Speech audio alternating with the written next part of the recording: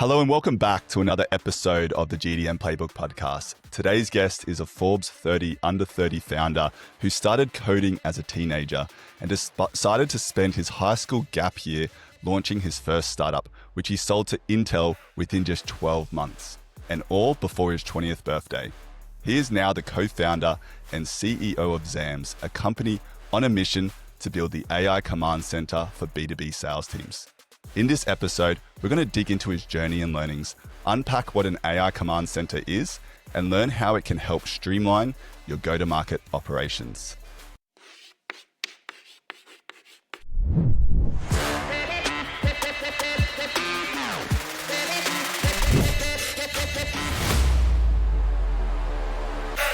Nirman Dave, welcome to the podcast. Thank you for having me. Now, I came across Zams after your head of growth reached out to me to jump on one of your webinars, actually. And I'm so glad she did, as it introduced me to your super interesting product that you've built. And I'm super keen to learn more about it. But before we do, I'd love to wind the clock back and learn more about your journey leading up to this point, from building over 200 apps as a teenager to selling your first proper startup to Intel. If you can just walk us through what that journey was like and share some of the highlights. Yeah, it was quite an exciting journey to start with. Really, the way I got into programming, just writing code, is I used to be just in high school, middle school, and I would see all my friends have like very different interests. Someone was really good in biology, someone was great in sports, and something that always fascinated me was computers and how they kind of worked, and just kind of machines in general. And that's where the idea started, was, can I make my first website? Can I make my first app? And one thing led to another. I would spend hours and hours writing code and just like building a bunch of random things that probably no one ever used, but I would just kind of build it out and put it out there. One day I kind of looked back and I saw there were 1 million downloads on all these, random apps that I put out there. And there were over about 200 different apps that I'd put just on the internet for people to download. And that was kind of my first experience building something. And it was super exciting as people would kind of start to use it. And one day there was a game I made that everyone in my high school ended up using, and it put me on the map in the school. So that was super exciting. And that's kind of how I got into programming. After high school, a friend of mine told me there's a conference happening in Barcelona. And if you apply and you get selected, they will fly you down for free. So as a student coming out of high school, getting a free trip to Barcelona, who doesn't want that, right? So I applied to that conference. We applied with 20 different ideas. And one of the ideas that stuck was, this Lego style kit that we created called Circuitrix. And the way it would work is kids would kind of draw their pencil lines and create these like fun kind of electrical circuits with lights kind of buzzing out and things like that. So that's what we turned into a kit called Circuitrix. We went to the conference in Barcelona. A bunch of parents started to walk up to us and said, how much would we pay for this for our kids? And we weren't intending to sell it. It was just like a one-off workshop, but we started to get a lot of demand, and we just said 10 euros and 15 euros, just made up a price. And we came back to India and we said, let's turn this into a business, built that into hundreds of kits. At first, nobody really bought it, but we started to find these different angles of partnering with Microsoft and Intel and Arduino, and kind of partnered with these companies to distribute these kits into high schools across India. And one thing led to another. We ended up selling the company to Intel. So that was kind of the first experience kind of building and selling something. And it was just completely stumbling upon random experiences and coming together. And this is all before you were 20 years old, right? This was before I started college. You're probably thinking, man, this startup game is easy. Teenager, fresh out of high school, build a company, within a year, go sell it to Intel. What's everyone complaining about? Not at all. I think we got really lucky. And what was very interesting at the time is when we were building this kind of hardware kit, we would go to pretty much every single conference in the city, like any conference that we could come across, any school that we could come across. I mean, I would have been surprised if you had met me and you hadn't heard a pitch about what we did. And so we were just increasing our surface area of getting our odds very high. And the conversations with Intel started as a customer, became great partners, and then one thing led to another. So it wasn't necessarily easy, but it was definitely something where we spent a lot of time just increasing surface area. Now, looking back, having started at such a young age. What were some of the biggest mistakes or even learnings you had that you wish you'd known before you started? Yeah. So I'll kind of probably share some learning from obviously AI, which was a company that we started a couple of years ago.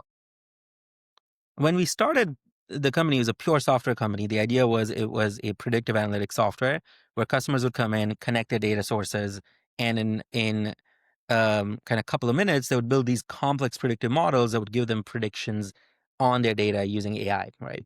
And so that was really the idea. And it was built for machine learning engineers, it was built for data scientists. And one of the feedbacks, or one of the more kind of general advice that we used to get all the time, and pretty much every founder gets this, at least in the Bay Area, is move fast and break things. The idea that you can ship half-baked product very quickly, and if there's a real pain point, the customers would still use it even though it's buggy and annoying and half-baked.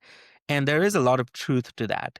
But what I think I've come to realize is when you're in B2B and you're in a market that is kind of a little bit of an established market, there are a couple of players in the market, and you're building something that is significantly different, significantly better. In a scenario like that, half-baked doesn't often do the job. And I remember that when we were starting out, we would have a half-baked product, go to a bunch of customers, get them excited, get them paying. And then a few months later, we would realize that the product doesn't live up to their expectations. And so, one of the advice that I feel, or I wished I knew and we would do differently now, is ship something that is truly like functionally meaningful for the customer as opposed to half baked. One of the things we're doing with Zams, for example, Zams is a platform today that is significantly, incredibly accurate for Salesforce, HubSpot, and Gong.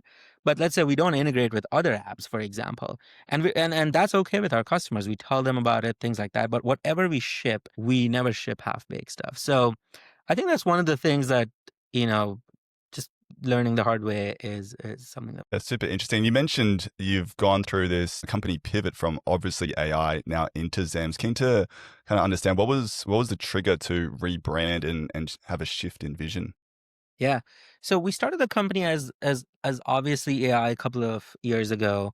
And the idea was it's a predictive analytics software. So anyone could connect the data and in a few minutes build these complex neural networks that would give them predictions on that data. For example, if you have data on customers that have churned or that have purchased your product, you can feed it into our software and our software will kind of do its magic and give you predictions on existing customers, whether they're going to churn, whether they're going to buy again, whatever predictions you're looking to make on top of it. We would primarily target, GTM style use cases, but would end up in a data science team because those are the teams that work with data all the time. Even if it's go to market as a use case, they're the ones kind of scrubbing, cleaning, upping data, all that kind of stuff. It was a good business. We scaled it to a couple $1 million in ARR and it was, going well. But at one point, we started to kind of see the notions of how much time it takes to get kind of ROI.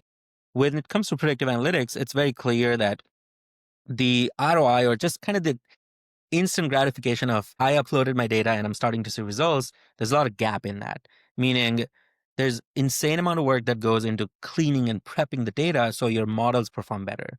And then the second thing is nobody really knows what is good performance. So even if your models get to like say 90% accuracy, everybody else is going to feel like, is there a way I can push it to 95? Is there a way to kind of go somewhere? Because nobody knows what's good, what's best.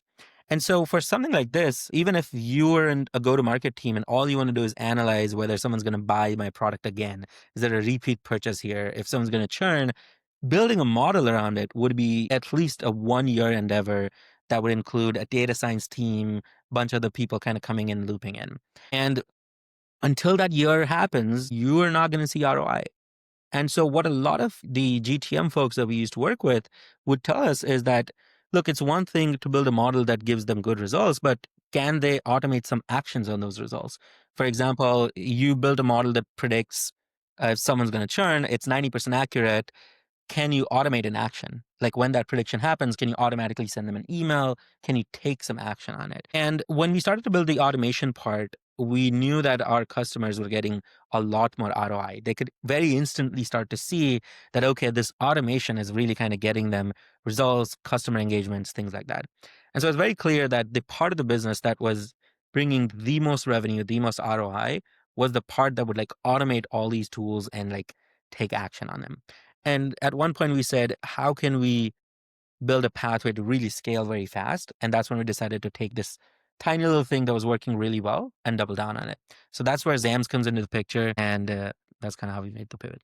You've positioned or described yourselves as the AI command center for B2B sales team. And you touched on it there, but if you can just kind of encapsulate, like, what is that key problem that you're solving for GTM teams right now? And if you can just kind of unpack, like, how does it actually work and solve those problems? Yeah. As a RevOps team today, there are two of the most important things. Number one is getting answers to any of the work that you're doing. You want to know, for example, a lead life or like a lifestyle or sorry, life cycle of a lead where you'd want to know, hey, how well is this lead trending, right? Is this guy going to convert? Should I intervene as a manager? What should I be doing? And then on the CRO side, you typically want answers to your data. Who are my top performing reps? What is the median time to close for all my deals? And, you want all these metrics that you're going to be presenting at every quarterly board report. The biggest challenge today that these RevOps team and sales teams and generally go to market has is everything in your data is very siloed. You have some data in your CRM, but it depends if your reps have like put the data in there, right? And a lot of the reps that are busy selling, they really don't have time to update the CRM in a perfect manner.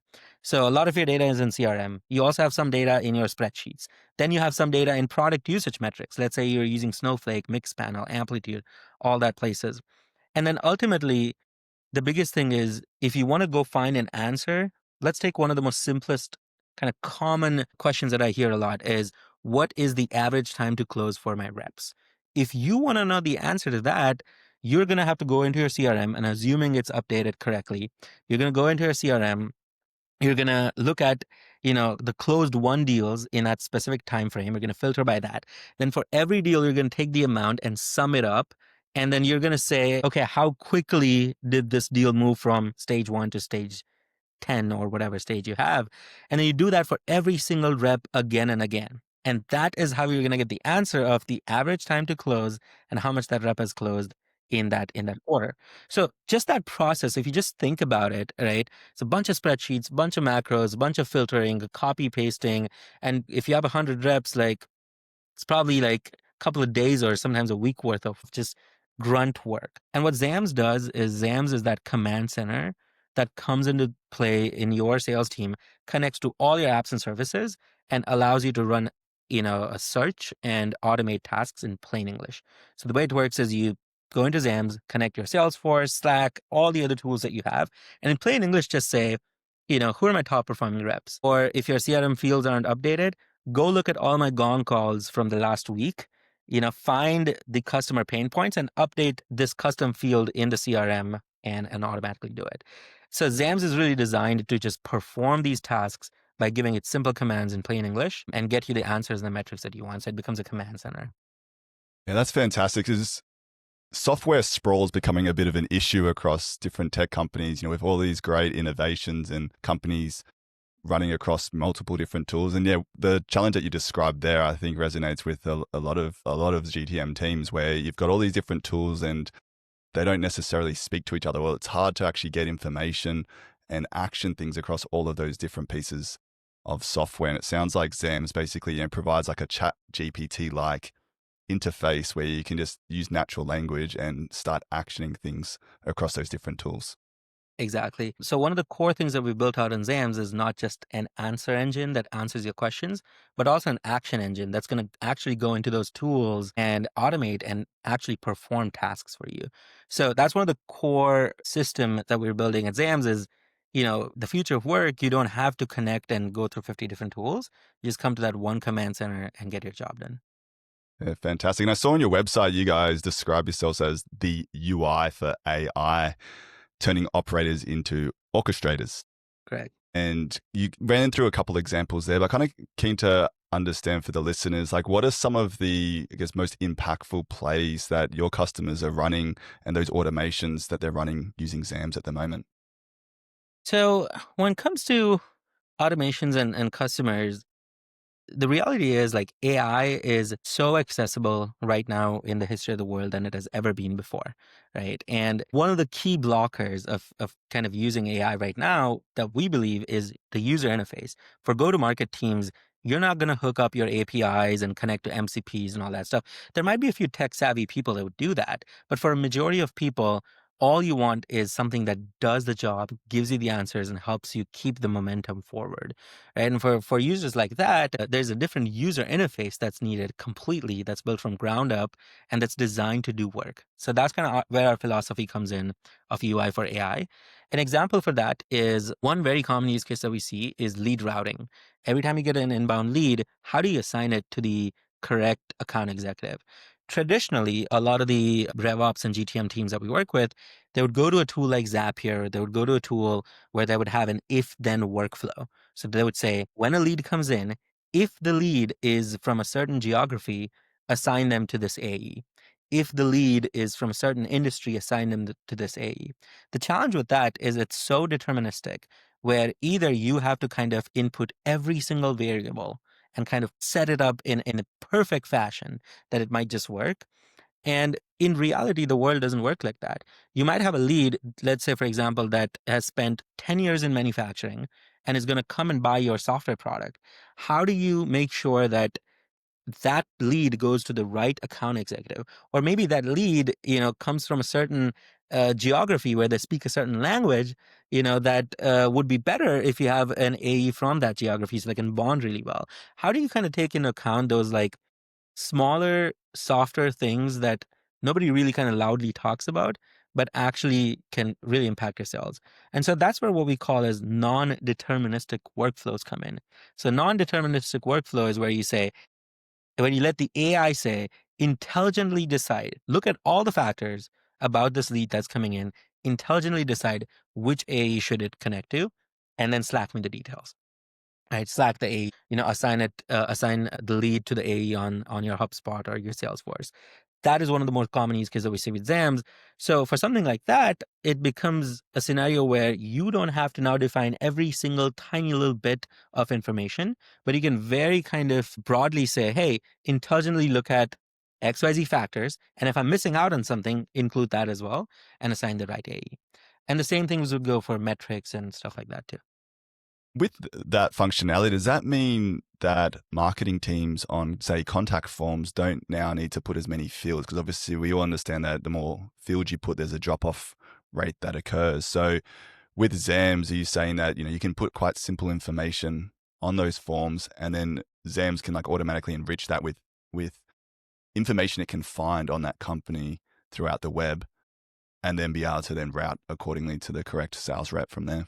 Exactly. So that's like one of the common use cases that we see where you can say, hey, every time someone comes inbound, just look at their email, look at the company's domain name from their email, do all the research you can about the company and give me XYZ information and then take action on it. So that way, that's one thing exactly what you mentioned is if you are doing your lead capture, you don't need to have the user put in every single thing every single time and have Zams do the heavy lifting of research, intelligence, and kind of the automation component of it that comes after.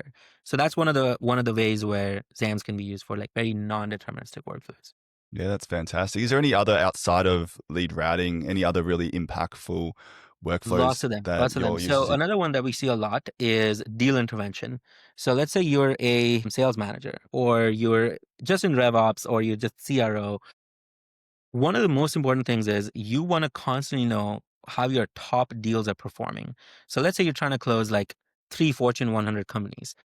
You've been talking to them for like 6 months and your reps are kind of going back and forth. How do you as a manager know that the deal you're talking to is kind of going positively or negatively? The rep might have had a call, they might have messed something up, or they might have said something that might have triggered a different thought process. You don't know that. But all that information lives inside your Gong, your meeting note takers, whatever tools that you use. So that's where you can use something like Zams to automate structure. So Zams can constantly be looking at your CRM, the company's kind of history, notes, recent news, as well as your Gong recordings. And every time there is an instance that, a lead is likely to fall off or a lead is not likely to close, it'll ping you. And so you as a manager, what? It seems like these conversations aren't going well. Let me jump in. Let me kind of schedule the new one. Let me kind of share them this little blog that we wrote about our competitor. These are the kind of things that you as a manager can do. So that's one of the more common use cases as well. Again, a very non-deterministic one where you're letting the AI decide based on all the information when is the right time to intervene. Deal intervention is another common one. There's metrics and reporting, but that's more of for a CRO style use case. Every quarter, you don't need to go scramble around for metrics. Come to Zams and ask it a question, and it does the heavy lifting to find the answers. Yeah, fantastic. And so just correct me if I'm wrong, but it basically can scrape your CRM across whether it's deals, company information, tickets, transcripts, and feed that into Zams and be able to then take action. So I know a common challenge that we face within our organization is to say someone unsubscribes, and it's always hard to identify like what was the root cause of this. And sometimes the answer is buried across support ticket information, conversations they might have had with someone outside of their customer success manager. Yeah. And there could be other insights that are within the CRM. So with Zams, are you saying that you basically can then scrape all of that information on that account and then be able to then determine what does AI believe is the true reason that they may have unsubscribed, and then go populate the CRM and say, this is their churn reason? Exactly. We have a customer today who has an automation exactly like that set up on Zams, where every month, whatever users churn on their product, he gets a report that gives him exactly why those users churned. And all that report is generated based on internal Gong conversations, sales conversations, product usage, which is all connected into Zams. So that's really the cool part of Zams is it talks to all your apps and services. And tomorrow, if you have a question on who's churned, why have they churned, give me this specific account details, it's literally just a command away. Fantastic. And there's a lot of tools out there at the moment that are touting AI for sales or automation for operation. If you can kind of just explain, how does Zams differentiate itself? There are a couple of differences. Number one is a lot of the tools that are out there are very much outward focused. So you'd see tools like AI SDRs or, outbounding emailing or finding signals and things like that. And those are great tools. In fact, we use some of them as well. But there are only so many tools that are inward focused. And that's a really hard problem to solve. And the reason is your sales force can be really big. It can have hundreds of thousands of records depending on how old your company is. Your Gong can have millions of calls and millions of transcripts, that are so big. And you can't just throw AI to something like this because it breaks the context window. And so a lot of internal workflows are something that are often kind of overlooked by a lot of the tools and a lot of the companies out there. And that's the hard problem that we've decided to pick up. So today, Zams is insanely accurate. We have made it our life's mission to make it completely hallucination free. And so today, the accuracy of Zams on, let's say, a HubSpot integration is actually way better than HubSpot's own AI. And we've had customers that have gone on record to say that as well. And so this is the kind of insane product focus that we're bringing that is focused on RevOps, focused on sales. So that's number one.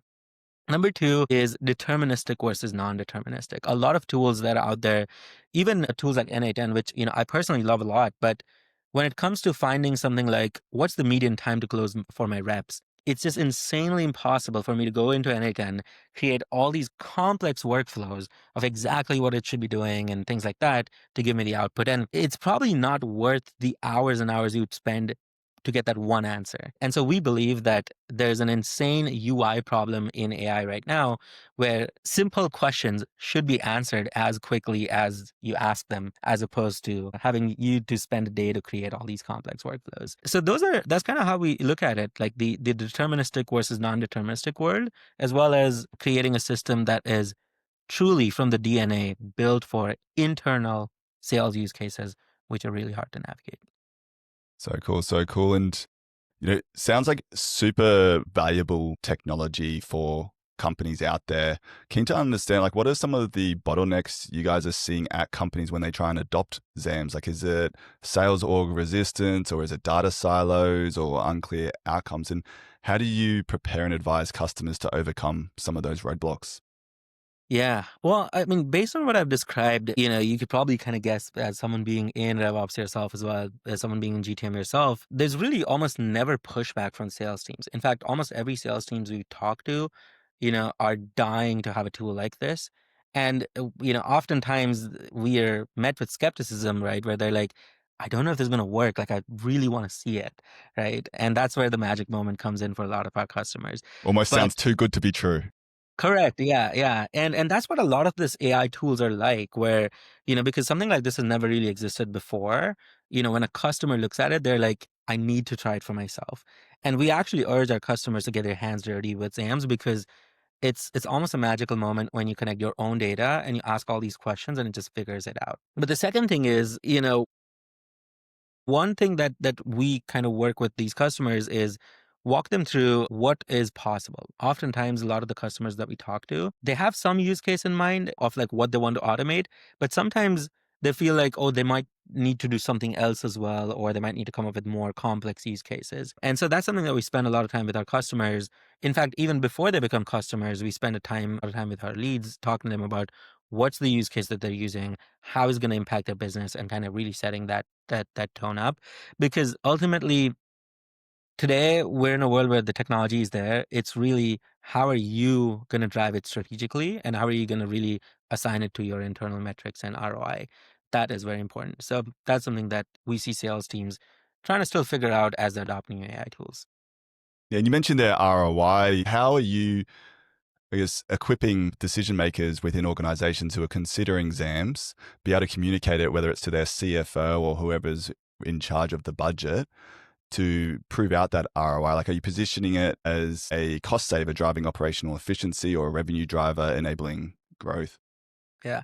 Well, just in terms of like company speak, right? Or just general startup speak, any ROI can be quantified into three metrics, right? Saving time, saving money, or making money. And oftentimes, when you're building a tool that is external tool that's not going to be looking at internal data, think AI SDRs or think, automation tools that like send out emails to people or calls people up, things like that.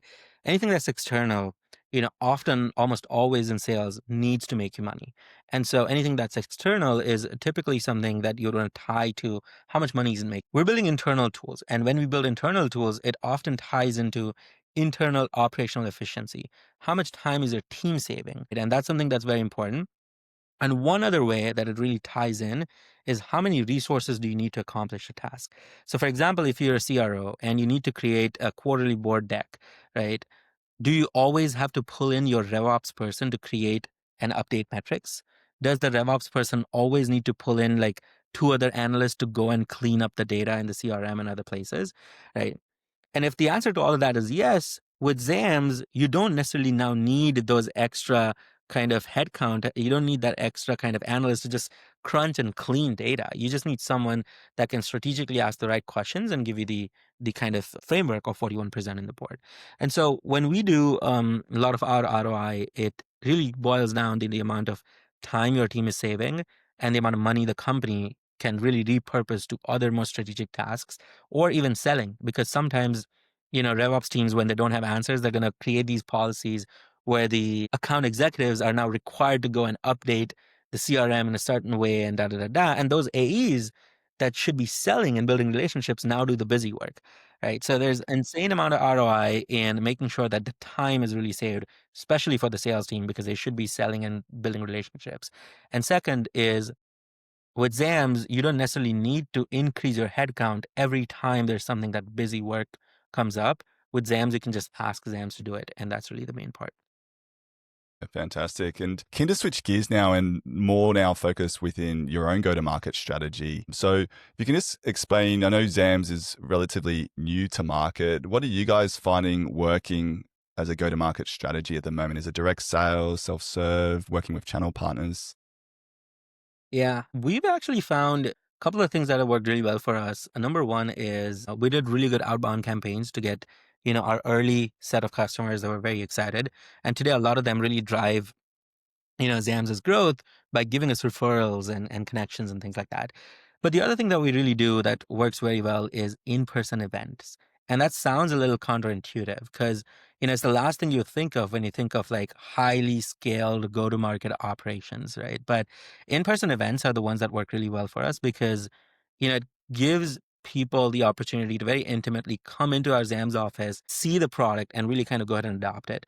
And pretty much every in-person event that we do leads to at least a handful of customers that become customers for us. So that's something that we continue to do. And we're taking the approach of not going too loud, but being very, very hyper targeted on who we engage with and really making sure that our customers are super happy because they're going to then go and tell other people about it as well. Yeah. And so with those in-person events, are you targeting just larger companies to attend or SMBs as well? We mostly target a mix of different companies. The main thing that we look for is somebody that's in the revenue operations role because they really see that pain of kind of going through the busy work, digging through the data, and doing that constantly again and again, as opposed to being involved in the strategy.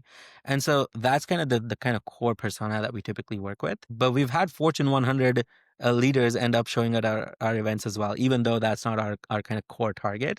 And the reason they do is because ultimately, whether you're a mid-market or Fortune 100, the core pain of just having to duct tape busy work all the time is just consistent across the size of the companies. And to what do you use as a draw card to get these folks to attend these events? Is it purely there to just pitch Zams, or are you using other, value adds to get these people to show up? Ultimately, our goal is that anyone that comes to the event, in the first 30 minutes of the event, they will walk out with an AI agent that is fully functional with their data that gives them the results that they want and some pizza. So that's kind of how we start. But ultimately, the main thing is a lot of the RevOps leaders that we work with, everyone's hearing the buzzwords around AI. Oftentimes, when they hop on product demos or conversations with a lot of other companies, all they see is just decks and slideshows. And for the first time, when we tell them that here is an event where you're going to walk out with an actual AI agent that's ready, built on your data, that automatically does the work for you, that is a true kind of draw for a lot of our customers because they know the busy work, they know the heavy lifting. And if there's even a smallest chance that some of it can be automated, it's a big kind of weight lifted off their shoulders. So that's something that we do, and that's kind of the core thing that a lot of our users come to us for. Yeah, it's interesting how it's kind of going back to those more old school methods to attract, because it's such a noisy market now with AI being able to push out a million emails, personalization, and all the rest.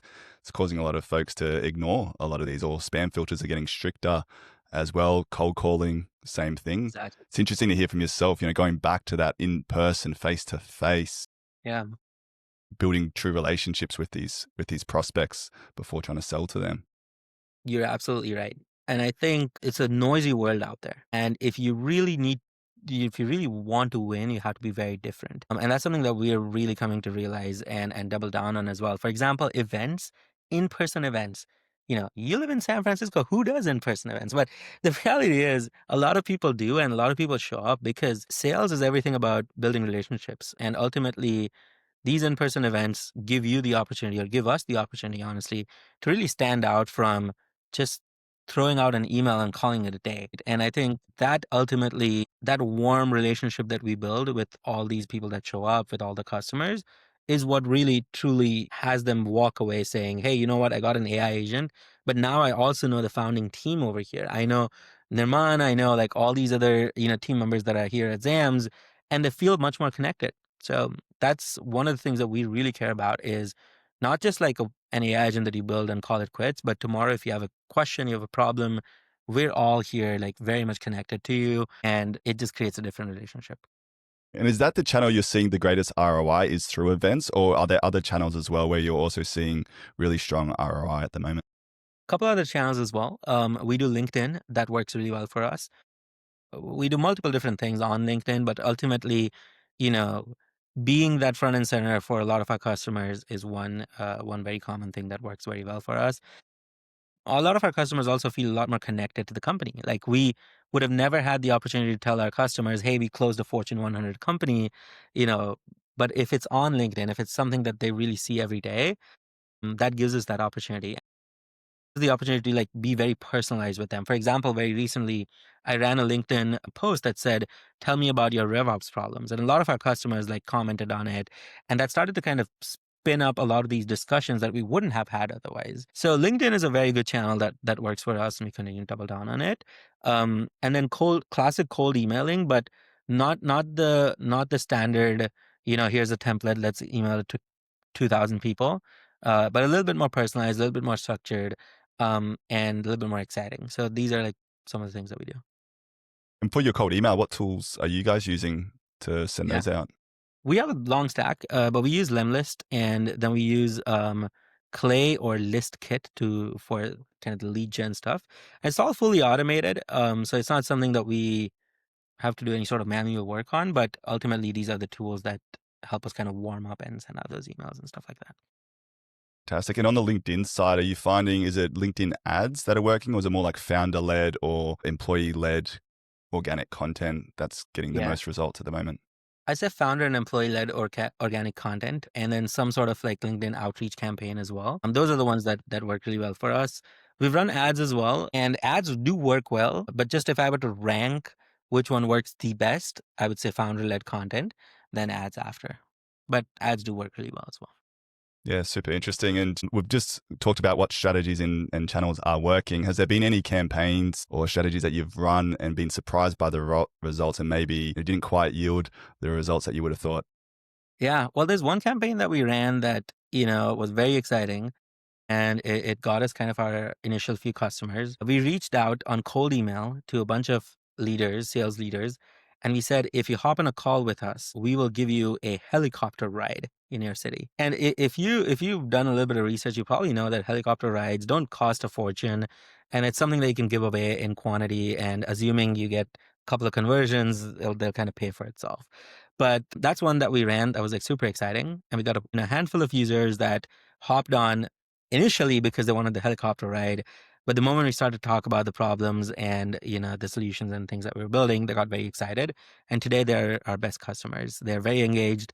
They use the product roughly 10 hours a week. That's about 25% of their work time is just spent running queries and getting responses and automating a bunch of things on Zams. And that was one campaign that worked really well for us. Awesome. And now you guys are running an AI native organization. Keen to understand, like, how have you guys structured your org chart in terms of, do you guys just have AI agents running the whole company, or do you have humans still involved in certain aspects? If you can just walk us through, what does your organization look like? So we have a handful of humans that are very much focused on. So we have developers that are kind of more of the core, kind of the building the product piece. But then in terms of go to market and support, we have a couple of team members internally that are kind of leading it, but everything that's downstream is automated. For example, in terms of growth, all our growth experiments are automated, all the outbound is automated, all the content is automated. But we have one person that's really leading that, who kind of builds a strategy, who kind of decides what it is that we want to put out there in the world. Execution is something that's automated. And that kind of ties into the idea of the world being orchestrators as opposed to people doing the executing work. For example, in growth, a growth person that reached out to you, she decides what kind of content we want to put out there. But the execution of it, right, like coming up with scripts, coming up with blog posts, coming up with videos, all that stuff becomes automated. So as a user, as a team member, you're constantly thinking about the strategy. You're constantly thinking what it is that I want to put out there in the world, what's the kind of strategy I want to set up. And that orchestration is something that you spend a lot of time on, as opposed to what button do I click to export my CSV? Like none of that stuff. All that is automated. Yeah, super interesting. And it's interesting to watch this evolution of people going from doing to these orchestrators, and now being able to leverage tools like Zam to help them with that orchestration as well.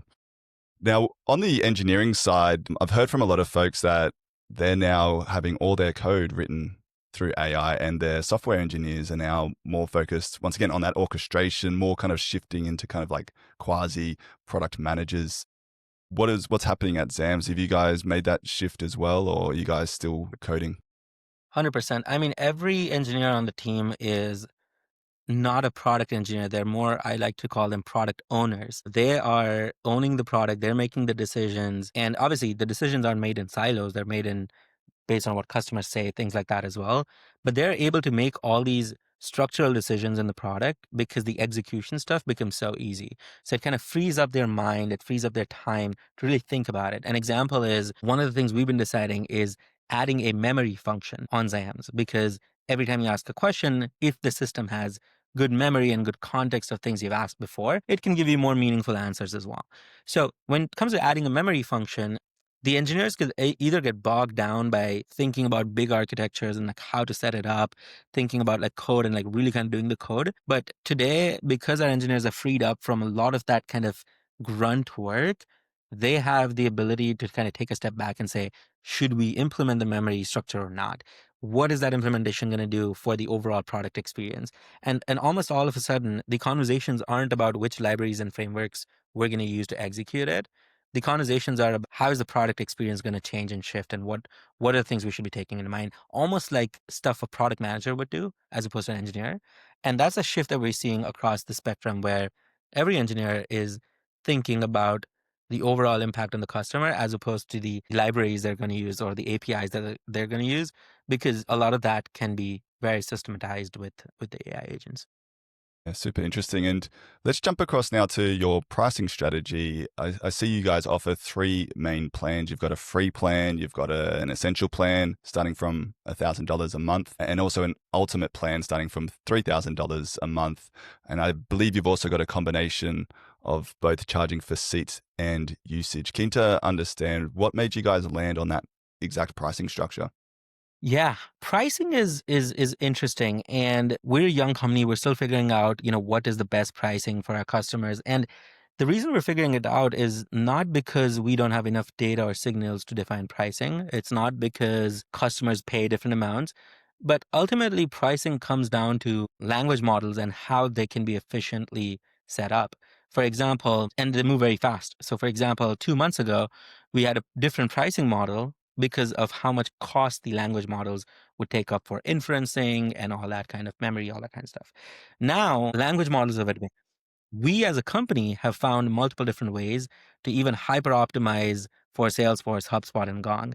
So the costs change dramatically. And now we're able to pass that cost savings to customers. A lot of the pricing really comes down to, the advancements in language models, how much optimizations can we as Zams bring in to our customers, and ultimately the value that it brings to the customer. Because the main thing here is when a customer says, hey, I don't need to hire three different analysts to do this heavy lifting anymore, the real kind of value there isn't just the time, but it's also the cost that they would be spending on three different analysts. And so all these factors kind of coming together is what really builds the pricing. And it's so dynamic because, the value increases over time as well as the cost decreases over time. So there's a lot of like savings that we can pass on to our customers. And at the same time, there's a lot that our customers can do without having to increase their headcount. So all these things kind of factor in, and that's kind of how we come to our pricing. Interesting. And you guys price both on seats and usage. Like, what made you go with the combination as opposed to just making it purely, say, usage based or purely just seats based? Yeah. What we saw is within the first week of using Zams, almost every customer would loop in other teams to come into Zams. So we would typically start with a sales team. And then the sales team within a week of using Zams would say, you know what? My CSM team is also going to love this. Let me kind of loop them in. And then they would say, hey, you know what? My operations or finance team is also going to love this. Let me loop them in. And almost all of a sudden, we would start to see the system where even though we'd start with a small team, let's say a sales, they realize they can do a lot without increasing headcount. They would then loop in other teams.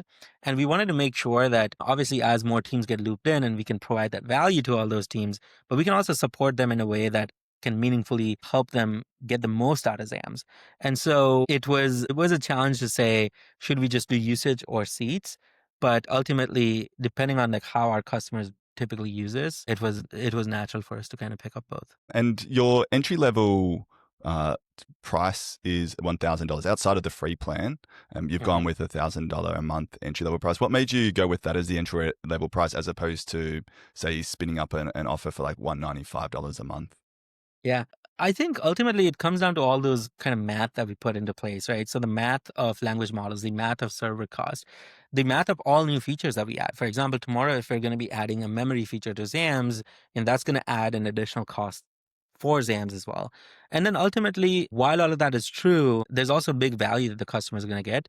But we also want it to be a complete no-brainer for the customers. We don't want a customer to sit there and say, oh, should I pay this amount or not? Is this worthwhile or not? Like really kind of go into that ROI discussion, right? At $1,000 per month for any company, it's almost a no-brainer price for them to get started. And it also helps us cover kind of our costs. And what companies realize very quickly is that the amount of value that Zams really brings in for their team is typically counted on headcounts. And so what happens ultimately is that $12,000 a year is almost really negligible compared to, oh, now I need to hire 3 more analysts to do the same job. And so ultimately, that's something that companies realize very quickly. And it gives us the ability to make it a no-brainer pricing, cover our costs, and sort of that kind of value to customers. Makes total sense. Now, keen to shift gears and look forward now. If we're looking over, say, the next 5 years, like what changes do you anticipate across GTM roles due to autonomous agents and AI orchestration tools like Zams? I think let's go through 3 kind of major roles, right? Number 1 is SDRs, account executives, and revenue operations. When it comes to SDRs, today, like the traditional SDR is someone that sends out a lot of emails, does a bunch of cold calling and things like that. What we're going to see is the best SDRs of the future are the ones that will know and understand the tools that are there in their disposal. And so if you have 2 SDRs, if you have one that's just traditionally sending out a bunch of emails, doing a bunch of calls, and if you have another SDR who really understands the GTM stack and has created, a combination of tools that mixes and matches and sends out, 10,000 personalized emails every week, right? Or sends out like automated calls and so if there's this SDR that has done all of that GTM engineering to a high level and is executing very well, they're going to outperform someone that is very traditionally just doing the grunt work. And so one of the most common things that we're seeing with some of the best companies that we work with is that the SDRs are almost becoming those GTM engineers that know and understand the tools, and they're kind of leveraging it to 100x their kind of output that they would otherwise do very manually. And so I really believe that we're going to see a world where the SDR is almost close to a GTM engineer in their ability to kind of connect, mix and match tools and use them as Legos that kind of end up building something meaningful. Account executives are going on the other direction is what we're seeing, where the account executives are moving away from the tools and more into relationship building because a lot of the automation comes from tools like Zams and a lot of the tools in the space. So they are having that flexibility to just build relationships, go to more events, go be outside the office a lot more. And so that's something that I would anticipate seeing as well. The third one is RevOps. So the RevOps role is going to change dramatically. Up until now, I think a lot of companies see the RevOps role as a functional role, where it's someone that comes in, just does the job, cleans up data, copy paste stuff, moves things around. But because the RevOps person works so closely with the CRO or typically the leader in the sales org, they're going to get much more closer to strategy as opposed to the grunt kind of work. And so those are the kind of core changes that we're seeing in some of the best teams that we work with. Yeah, super insightful. And, I hear from a lot of folks that they fear that AI is going to take their job or AI is going to basically allow anyone to do that function. But I think from what you're explaining there, what AI, like you can't bypass needing to know your stuff. Like if you're an SDR and if you don't know your stuff, you don't know what good looks like. But if you are an experienced SDR, you know what good looks like. So when you're orchestrating and prompting AI to go and write these automated email cadences, you can assess that and know what good or bad looks like. No different to a marketer. Like if you're getting AI to write you up a LinkedIn post or write you up a blog article, and if you don't know what a good article looks like or what a good hook looks like, and you're just relying 100% on the first round draft of AI, you're probably going to be pushing out rubbish. So Right. my belief is that AI is helping streamline the process operationally, but it still requires someone who actually knows their shit to actually prompt it correctly and review it to give it feedback and fine tune it. Exactly. Ultimately, everyone's going to be an orchestrator, right? You can be you're in an orchestra, you're leading it, you're kind of saying, this is how we want to progress. and you're letting the tools do the job. So I agree. And if you know what good is, you can be a great orchestrator. That's ultimately true. Absolutely. Now, as AI becomes more embedded, many GTM teams worry about agent sprawl or governance risk. How do you see the balance between empowerment and guardrails playing out in the GTM organizations? For sales and for Zams, we have an internal mandate that the AI needs to be 100% accurate. Cannot be 99. It can be 99.99. Has to be 100. If you're going to make your business's decisions on it using AI, if you're going to ask a question and you're going to get, a customer journey, or you're going to intervene in a deal. Imagine you're doing like a $10 million deal and AI tells you it's not going well, and you interject and you realize it was going well and you kind of just mess things up now, change the dynamics, doesn't work. So it has to be 100% accurate. And we take that extraordinarily seriously. Like we are spending hours and hours and days and months into making sure that we're building the most hallucination free, 100% accurate AI for specifically for sales tools like Salesforce, HubSpot, Gong, things like that. So I personally believe that, there are a lot of industries, a lot of departments, a lot of roles where having kind of 90% good AI that kind of does the job, but not always it's fine. It's kind of okay. It doesn't like really kind of change much. But when it comes to sales, when you're making revenue critical decisions and you're going to be making board level decisions, it just cannot cut it at 99. And so I strongly believe that, when it comes to the right kind of guardrails, when it comes to the right kind of access control, hallucination control, it needs to be there 100%, so that you can really truly depend on it, go to sleep and know that the metrics it's going to report to you tomorrow morning are correct. And you're not going to mess up. You're not going to look like a fool. And I think that's very, very important for sales.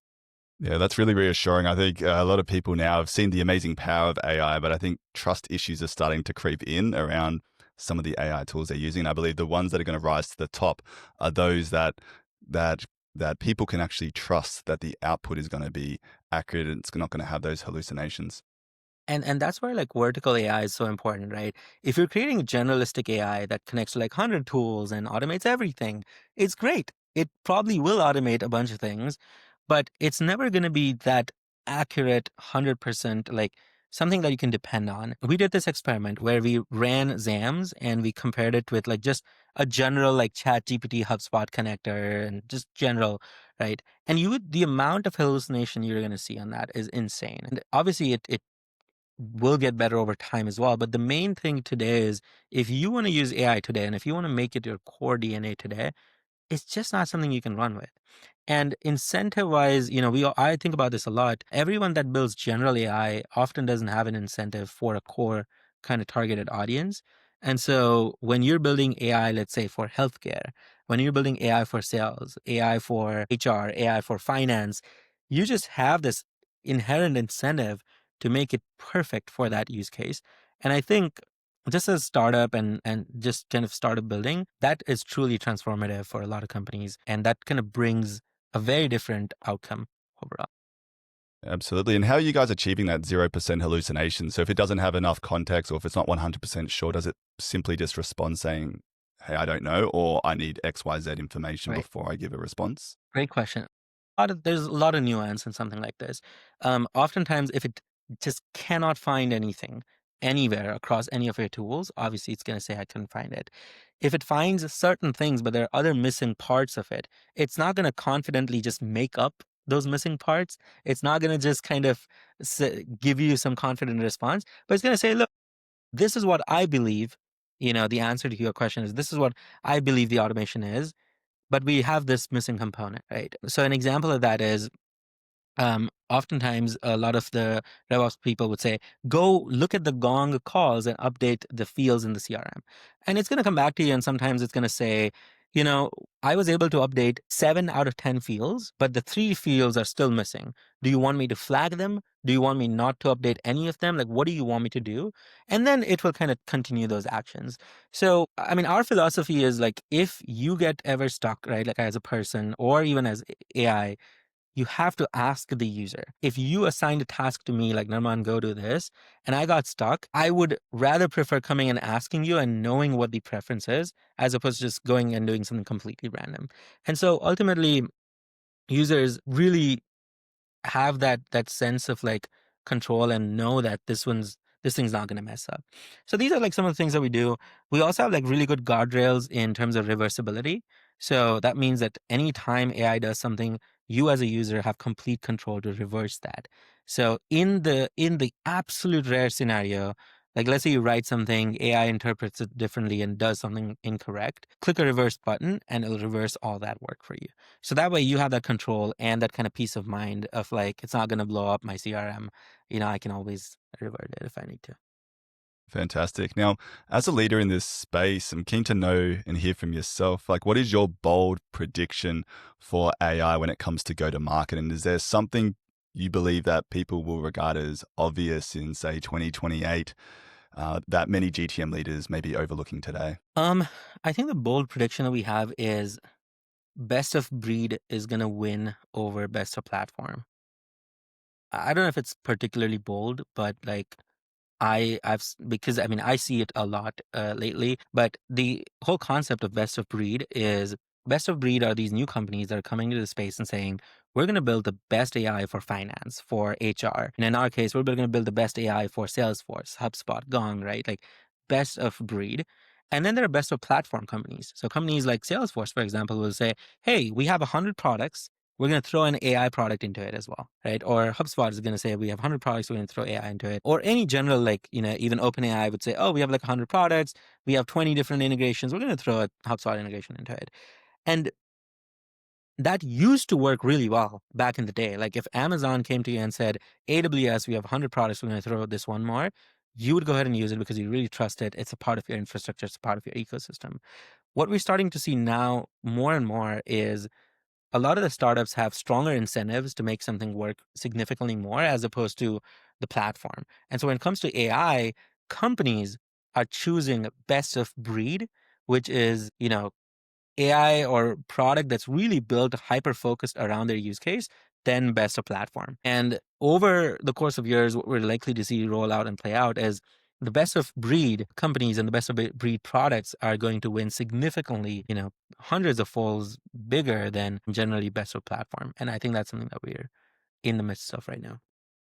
It's so exciting. Now, for Zams, what's planned for 2026? And, is there any new features that you guys are looking to launch or new integrations or new markets that you guys are looking to expand into? 100%. So there are a couple of features that I'm personally very excited about. There are two things you can do on Zams today.